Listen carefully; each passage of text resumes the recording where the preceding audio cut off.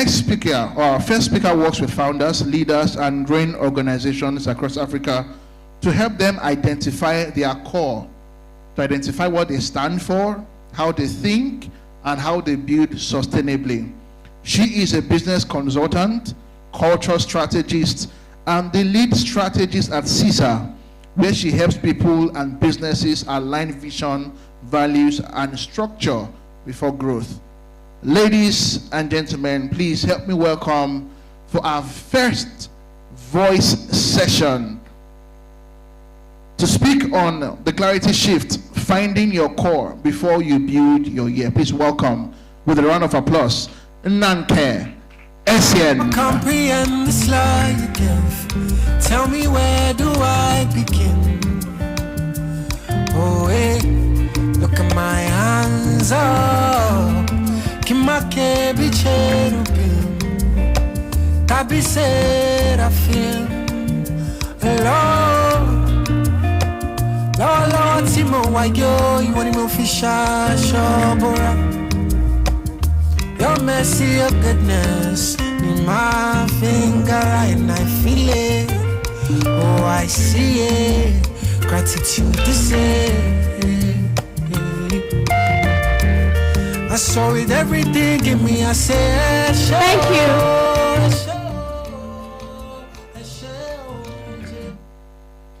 All right. Augustine, please, I will need your help in ensuring that we stay within time. Thank you. Thank you so much for coming and for being on the stage with me. Voices Live. See you at the stage. Your pretty picture and your pretty self as well. And so we're getting right into the conversation. So this is how to go. I'll ask 3 questions because we don't just want people to speak over you. We're making it a conversational style. I'll ask questions, and we're also going to pass the mic to every one of you, not everyone, 1 or 2 persons from the audience, to also ask their questions as well. Okay, so are you ready? Of course, but I want you guys to use your voice, like scream, right. Do something, like, yeah, have energy, because if you don't give me energy, there's no energy coming from you. I need energy in this room. Scream! Now the shit is about to begin. Right, I like this energy. Okay, we've read your bio, and I posted a very detailed bio of you on social media earlier. You've done a lot. You've been doing this thing, this clarity thing, this structured thing for about 15 years now. But when you right? And when you look back at your own journey, what shifted for you first to start producing at the level that you're fabulously producing at right now? Well, that's a very intuitive question. I think that the first thing that shifted for me was the union between my identity and my assignment, coming into oneness with those things.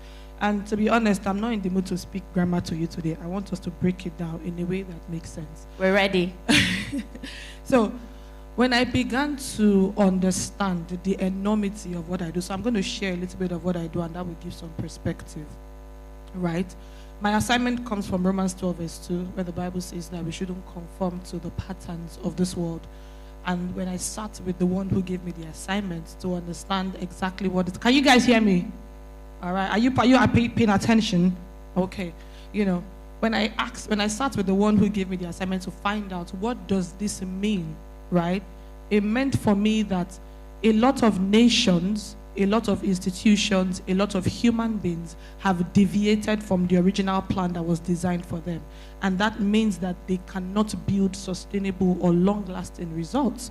Now, when I realized the heaviness of that, when I realized the enormity of that, part of the things that started to shift for me is the humility towards even attempting to be the one who solves national problems, to be the one who solves institutional problems, or even for individuals. And I think that began to drive the way that I paid attention to things and how I even viewed the way that I did things as well. And that's when the shift happens.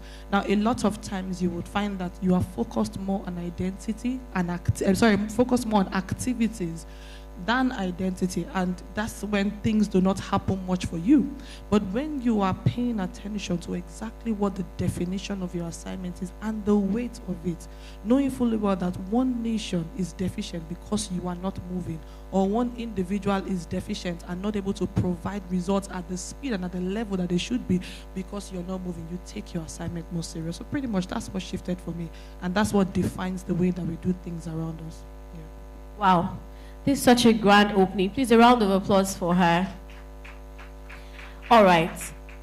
Having said that, now someone is sitting here or somebody is watching via the virtual loop, and if they are being honest, they don't even know what their core is. You mentioned identity. You mentioned being able to know that you are called to serve, even if it's a nation, right? And that is what drove you to basically shift. For some people, they don't even know what it is. They've been running on autopilot. They've been doing activities like you mentioned.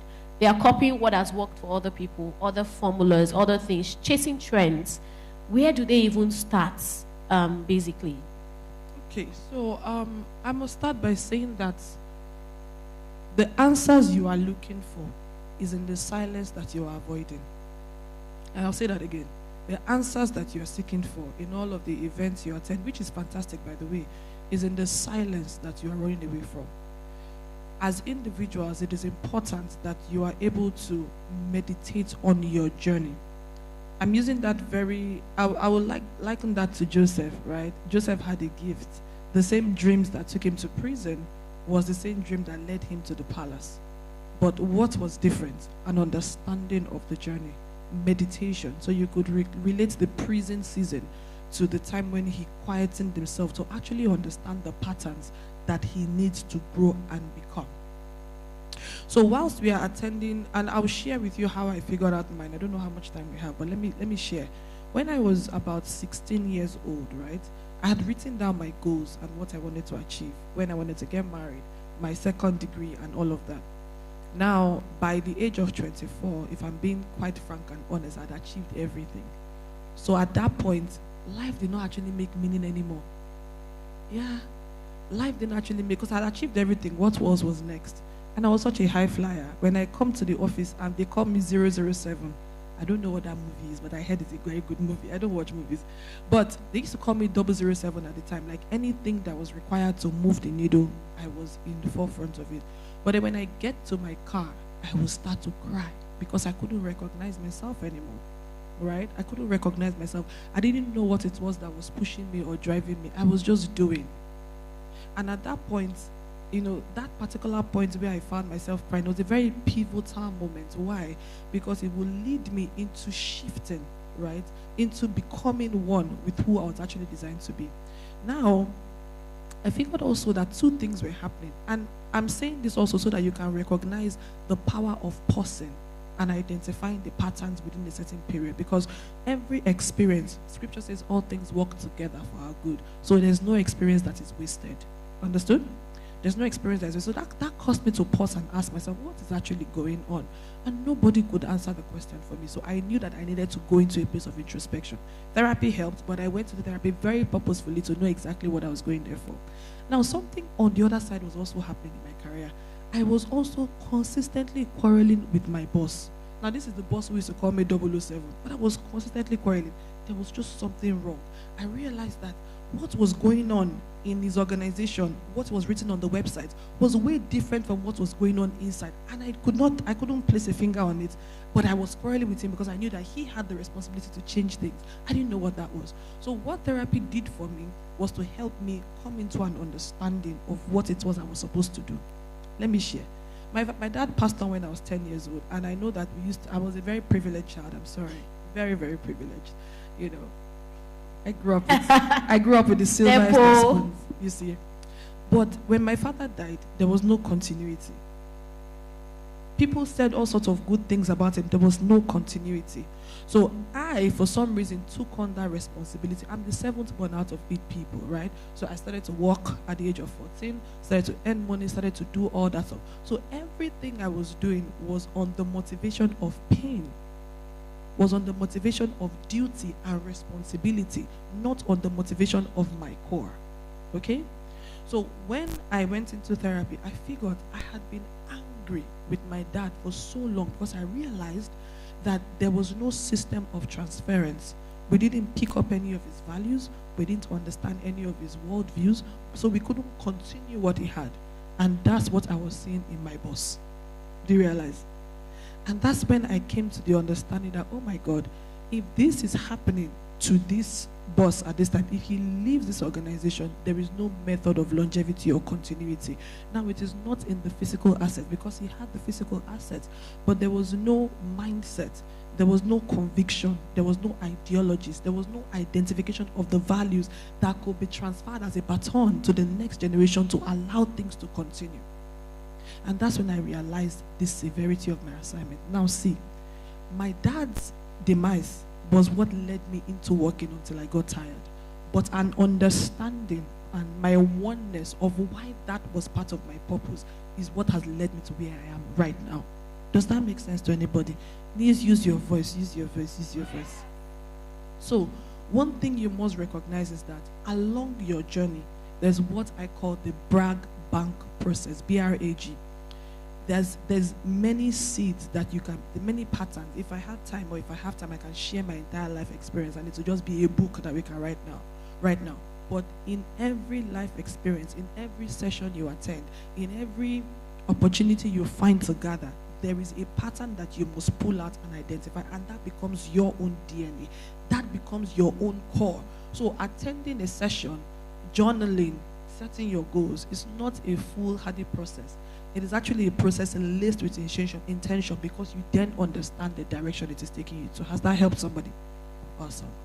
Absolutely. Okay, so I'm going to be asking this question because I know you help businesses build systems for long-term success and structure. What's the one system someone should build, or one or two, as much as you can share within time, in 2026 that will make this year their best year yet? Okay, my answer is going to be very non-conventional, because my focus is really behavior, and the behavior that drives the vision.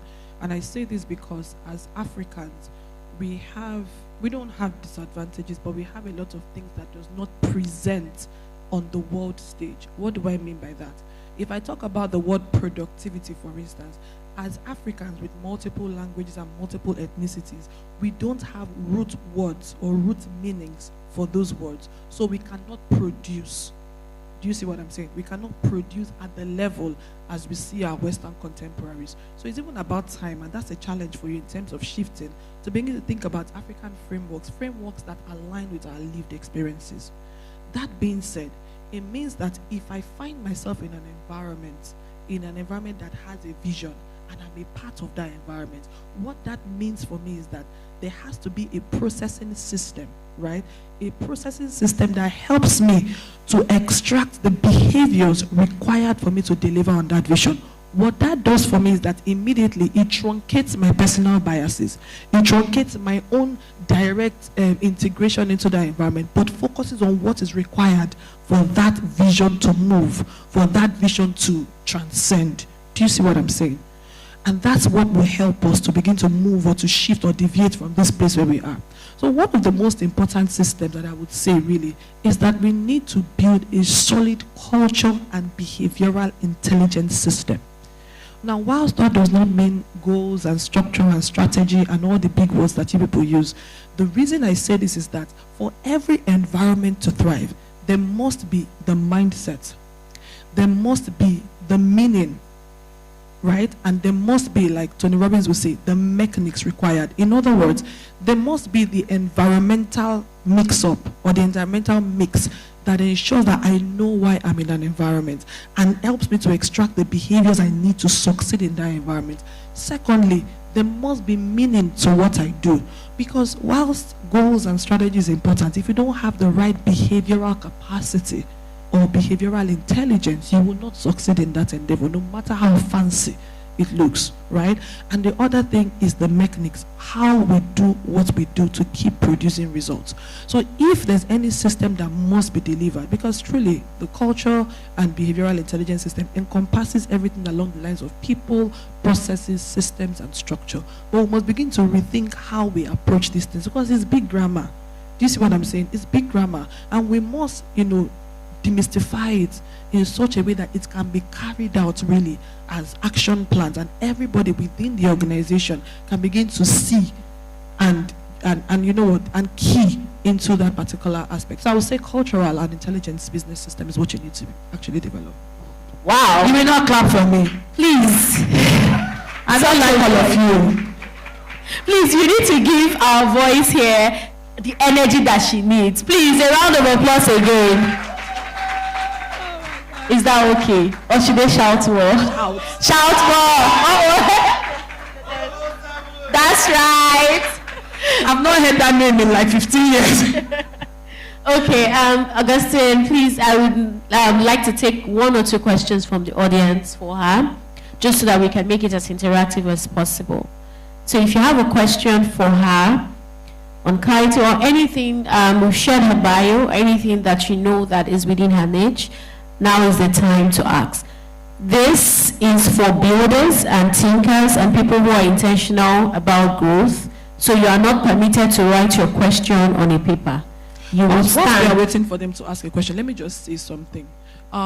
This is talking about clarity and shifting as well, and I just wanted to push this in terms of goal setting and in terms of getting prepared. I'll use an example or just something that happened to me a couple of days. I shared on my social media platform as well. There's a particular grocery store that I go to buy my groceries all the time, and during Christmas, you would expect that it was a very busy time for everyone. Now, right on the corner, as you're going to the store, another grocery store just went and pitched their tent there. Now, because it was a very busy season, you would expect that naturally human beings would just gravitate towards the new store because there was more parking space and there was more variety there. But guess what? What do you think the human beings did? They went to the old store. Now, why do we think that happens? People don't react to aspirations. They react to habits. They react to what is familiar to them. So whilst you may have the lofty goals and the lofty plans, when pressure comes, when push comes to shove, you will ask yourself the question, would I go back to my well laid out plan, or I'll go back to what is familiar to me? Now, if what is familiar to you does not serve you, you will continue roaming around in cycles and circles of mediocrity without producing results. So there must be a puncture to your habits, the behavior that deliver on your vision, the behavior that deliver, like right now, whilst you're listening to me, whilst you're writing, and throughout the entire time frame, you must start asking yourself, what are those habits I need to truncate right now? I need to change right now that will not help me deliver on my vision. I wanted to put that also as there so that it can also help to bob your mind in terms of the questions you want to ask. Amazing. That's a good touch-up right there. So do we have any questions for... Okay, please help me get the mic to her. Somebody raised your... Mildred?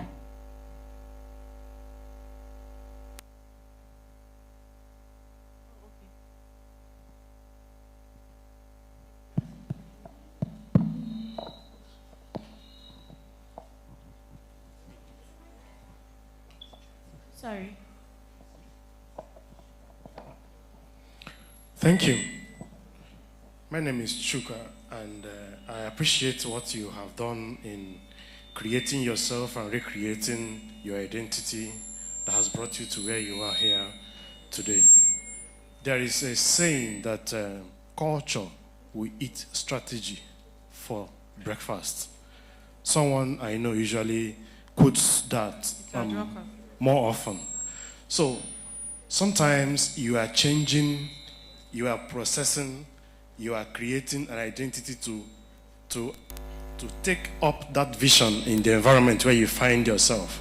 But the environment and the people in that environment do not accept that you're processing, do not accept that the change you want to actually bring in order to drive that vision.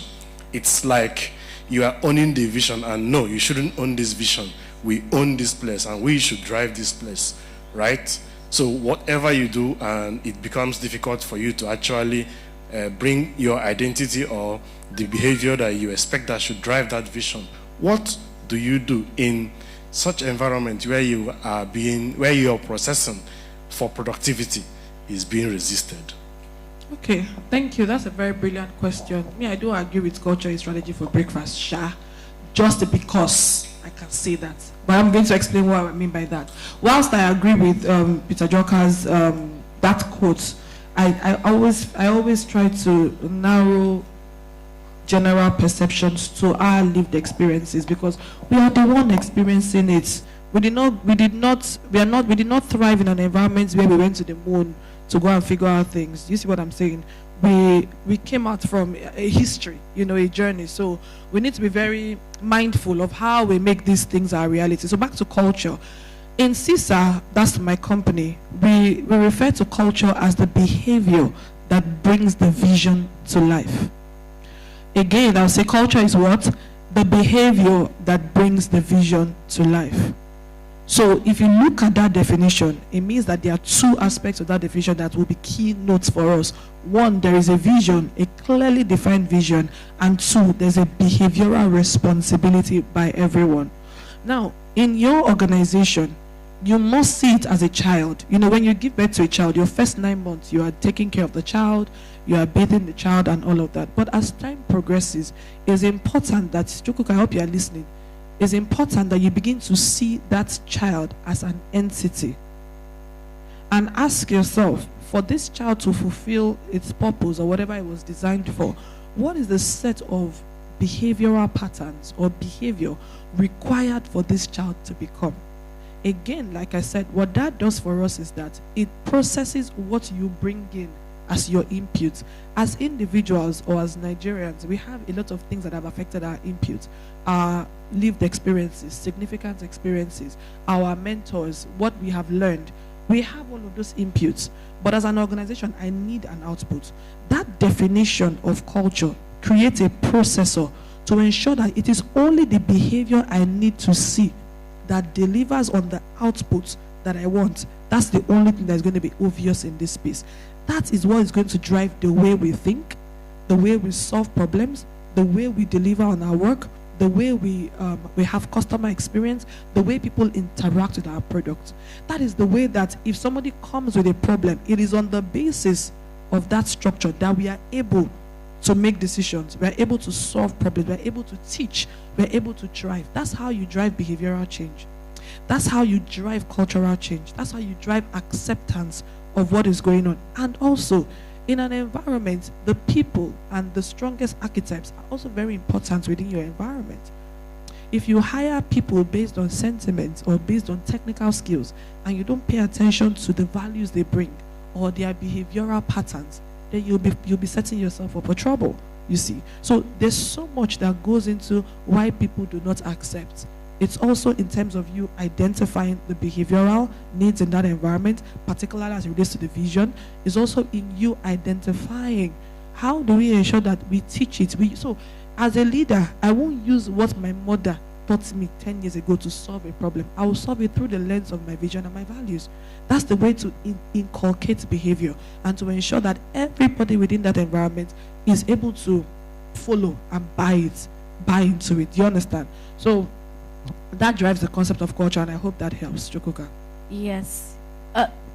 Thank you, please. Your voice. So,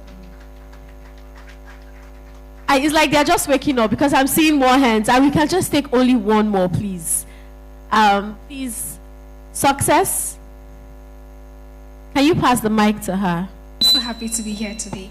You mentioned you had achieved everything at 24. So how was that possible, if you don't mind sharing? And what advice can you give to young persons like myself who are trying to fast track? I know there are steps and processes, but there are definitely things you can do to help you get there faster. So your mind does not respond to aspirations. It responds to your internal meter, right? Your internal meter. So take Isaac, for example. How many of you know about Isaac in the Bible, right? Isaac was farming in an environment where there was famine, right? And people were running away from the place, but he had a mental picture that he will have 100-fold, isn't it? If he stayed there, and that's exactly what happened. To be honest, I'm sorry for your generation right now. Sorry. because you have too many distractions, too many things. I grew up in a generation where we were offline first and then we became online. So we had built the tenacity. We had built the pictures without pictures. Do you understand? We had built the pictures by seeing, by sight. I mean, I told you I was a privileged child. Wow, all of that, you know. But notwithstanding, I did not have any inhibitions in my mind on things I could achieve. And I'm not saying it because that's how it will happen for you. I'm saying it because I didn't have, to be quite frank. And permit me, if I can say, that I'm probably the only one in my family that had that mindset. And I would attribute it to the fact that I used to read a lot when I was young. I used to enjoy conversations with my dad. I used to enjoy seeing pictures with him and Queen Elizabeth. I used to enjoy seeing aerial views of where we lived at the time, because my dad would just rent a helicopter and take pictures just because. So I didn't have those limitations.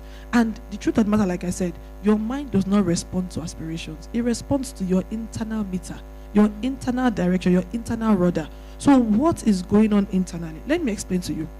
If you have been in an environment where lack was the order of the day, if your first exposure to the concept of finance was lack, the truth of the matter is that you never will change, no matter how much courses and how many places you go to, unless you can change the internal framework. And how do you easily change the internal framework? Go back to those experiences. What was your first experience, for instance, of financial breakthrough? Or your first experience with finance, whether it was the lack of it or the plenty of it? I mean my English.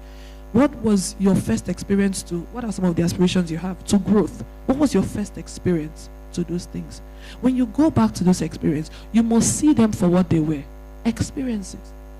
And then learn the lessons from there. When you learn the lessons, you're telling your mind, please don't go back to those experiences. Because your mind works in pictures. Your mind will always give to you what picture it has seen before, no matter what.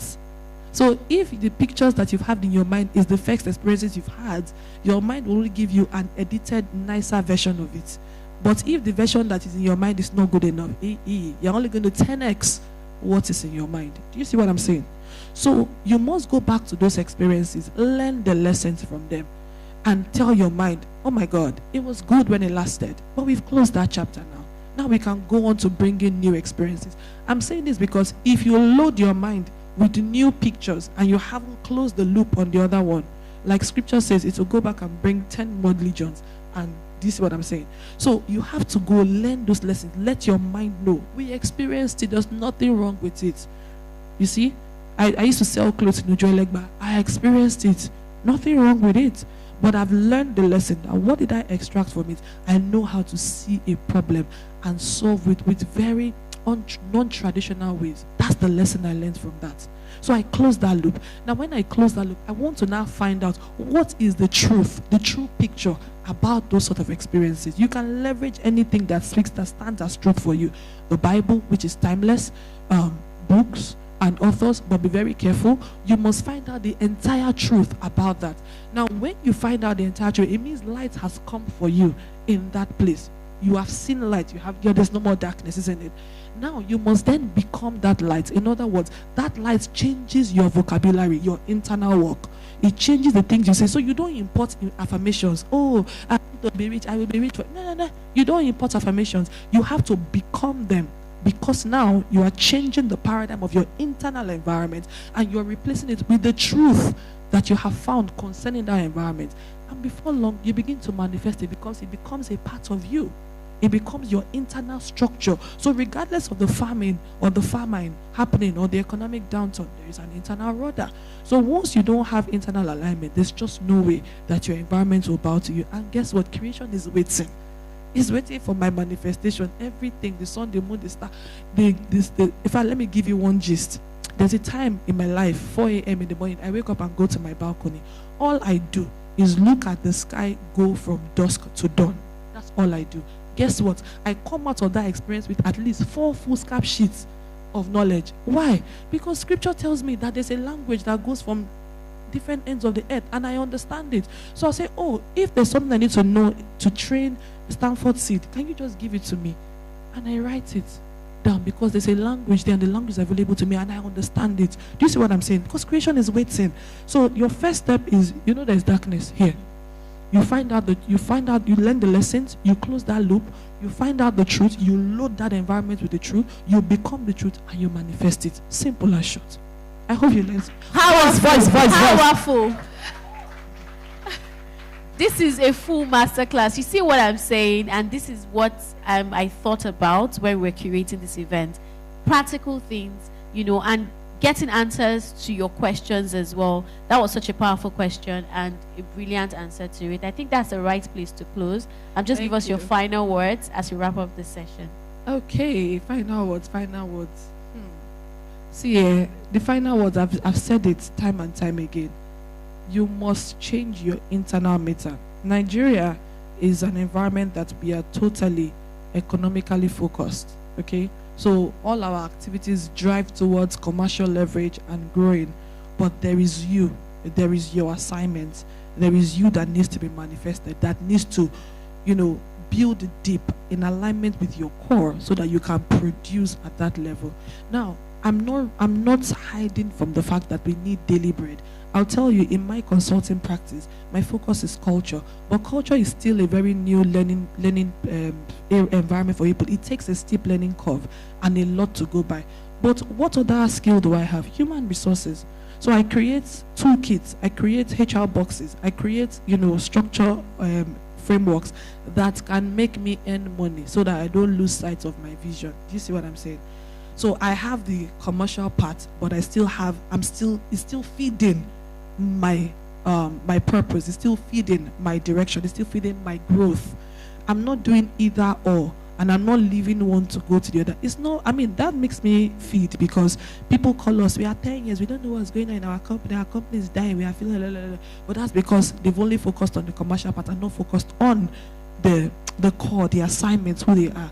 Don't lose sight of your assignment just because you're driving commercial leverage. Have a good day, guys. Thank you. Please, a standing ovation for our voice. Thank you.